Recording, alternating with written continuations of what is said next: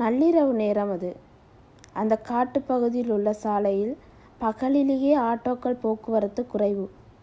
இரு பக்கமும் மரங்கள் அடர்ந்த அந்த வனாந்திர பிரதேசம் மனித நடமாட்டத்திற்காக மாலை 6 மணிக்கு மேல் முற்றிலும் தடை செய்யப்பட்டிருந்தது.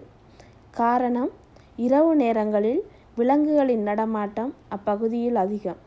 அதை மீறி செல்பவர்கள் சிறப்பு அனுமதி பெற்றுத்தான் உள் செல்ல வேண்டும்.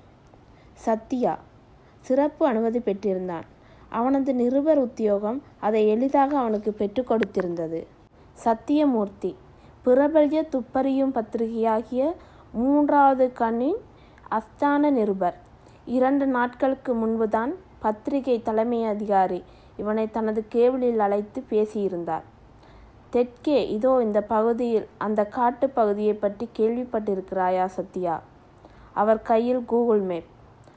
தெரியும் சார். நமது பத்திரிகை ஏற்கனவே அந்த காட்டு பகுதியில் உள்ள மர்மங்கள் பற்றியும் மூட நம்பிக்கைகள் பற்றியும் ஒரு ஆர்டிக்கல் போட்டிருக்குது சார். கரெக்ட். அங்கே உலாவும் பல புரளிகளில் ஒன்று அங்கே இருக்கும் சிலை மனிதர்கள் பற்றியது. அவர்கள் பகலில் சிலையாக இருக்கிறார்கள் என்றும் இரவில் உயிர் பெற்று நடமாடுகிறார்கள் என்றும் அந்த பகுதி கிராம மக்கள் நம்புகிறார்கள். அந்த சிலைகளை நேரில் பார்த்திருப்பதாக சில கிராமவாசிகள் சத்தியம் செய்கிறார்கள். இரவில் சிலை மனிதர்கள் கதவை தட்டி தண்ணீர் கேட்பதாக சொல்கிறார்கள். அவர்கள் அனைவரும் கண்ணுக்கு தெரிவதில்லை என்றும் சிலைகள் எண்ணிக்கை அவ்வப்போது கூடுகிறது என்றும் குறைகிறது என்றும் அவர்களுக்கு இறப்பு பிறப்பு உண்டு என்றும் அவர்கள் ஏதோ தீய சக்தியால் கட்டுப்படுத்தப்படுகிறார்கள் என்றும் பல கதைகள். அவர்கள் இரவில் மட்டும் கண்ணுக்கு தெரிவார்களாம். அந்த மூட நம்பிக்கைகளில் புரளிகளை அளிக்கும் விதமாக ஒரு ஆதாரபூர்வ ஆர்டிக்கல் உன்னிடம் எதிர்பார்க்கிறேன். நீ பேய் பிசாசில் நம்பிக்கையற்றவன் என்று எனக்கு தெரியும். சத்யா தனது மோட்டார் சைக்கிளின் வேகத்தை குறைத்தான். சீரான 35 கிலோமீட்டர் வேகத்தில் அந்த சாலைகளில் சென்றான். இருபுறமும் இருந்த மரண நிசப்தம்.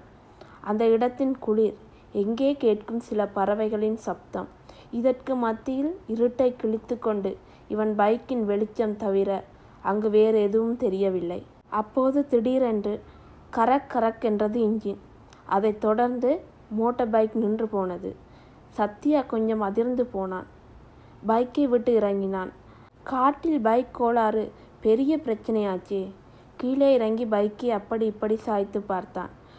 வண்டி ரிசர்வில் சென்றிருப்பதை கவனித்தான். நல்ல வேளை, என்னவோ ஏதோன்னு பயந்துட்டேன். பெட்ரோல் குமிழை ரிசர்வில் திருகிவிட்டு கிரேக்கை உதைத்தான். வண்டி விரும் என்று கிளம்பியது. வண்டி திரட்டில் செய்துவிட்டு நிமிர்ந்து பார்த்தவன் அதிர்ந்தான். எதிரே க்ளோஸ்அப்பில் வண்டி ஹெட்லைட் வெளிச்சத்தில் ஒரு கிழவி நின்றிருந்தாள். கூன் விழுந்து தலை முழுக்க சுருட்டை முடி, ஒரு கருப்பு போர்வையை போர்த்தி கொண்டு தொங்கும் காதுகளுடன் இப்படி சாலையில் திடீரென முளைத்த அந்த திகில் கிழவியை பார்த்து ஒரு கணம் ஆடிப்போனான் சத்யா. அவள் தலையில் அங்கங்கே மட்டும் சொட்டையாயிருந்தது. திகிலை இன்னும் கூட்டியது. பிறகு கொஞ்சம் சுதாகரித்து கொண்டு யார் என்றான். கொஞ்சம் கடினப்பட்ட குரலை வரவழைத்தான். இந்த அத்த ராத்திரியில் காட்டு வழியில் ஒரு குடுகுடு பாட்டியா? 51. சம்பந்தம் இல்லாமல் எதையோ சொன்னால் அந்த கிழவி. என்ன சொல்ற? ஒன்றும் புரியல. யார் நீ என்றான். அவளை பார்த்ததில் ஆச்சரியமடைந்து இருந்தான். தம்பி, ஒரு உதவிப்பா. பக்கத்தில் தான் என் ஊர் இருக்கு. கொஞ்சம் விட்டுறியாப்பா? குரலில் உப்பு காகிதத்தின் கரகரப்பு இருந்தது. ஆண் குரலும் பெண் குரலும் கலந்தது போல் ஒரு கலவையான குரலாக அது இருந்தது. மழையில் நனைந்த கோழியின் முனங்கள் போல் அதில் ஒரு நடுக்கம் இருந்தது. சே, ஏதோ கிராமத்து கிழவி. பாட்டி, ஒழுங்கா பிடிச்சிட்டு உட்கார்வியா? வா என்றான். மனதில் இந்த கிழவிக்கு அந்த சிலை மனிதர்களை பற்றி தெரிந்திருக்கும். கொஞ்சம் கிளறி பார்த்தால் புது தகவல் கிடைக்கலாம் என்ற எண்ணம் வந்தது.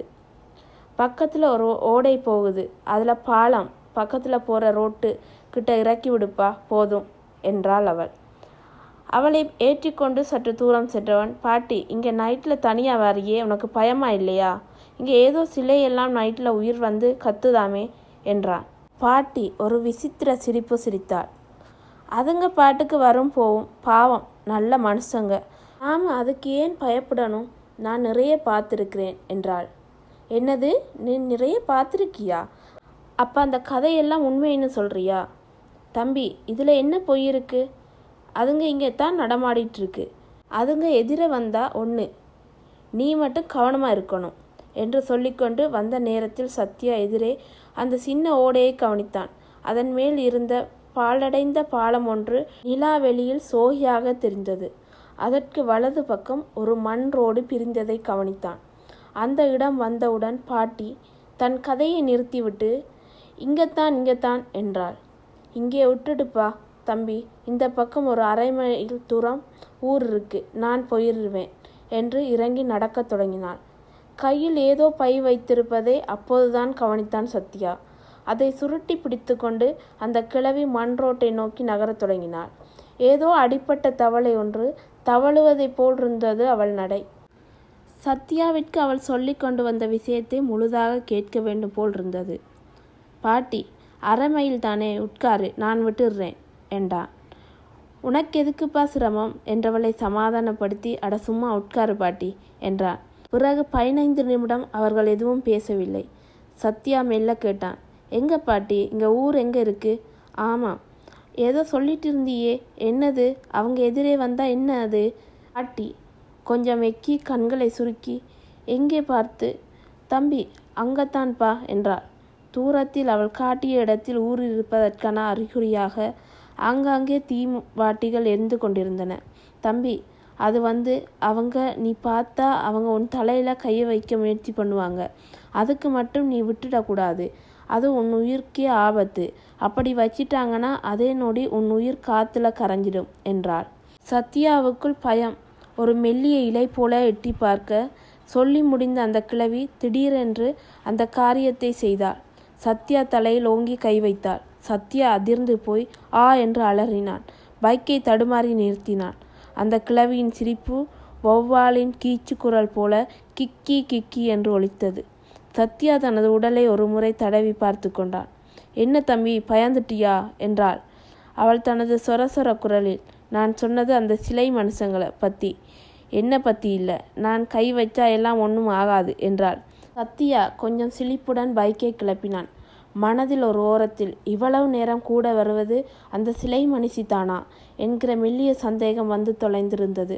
என்னதான் பேய் பிசாசில் நம்பிக்கை இல்லை என்றாலும் பயம் யாரை விட்டது? தம்பி, அதோ ஊர் வந்துடுச்சு என்றாள் பாட்டி. தீவாட்டிகள் நெருங்கி இருந்தன.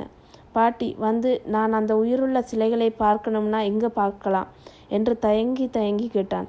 அதற்கு அந்த கிழவி 51 என்றாள். என்னது புரியலை?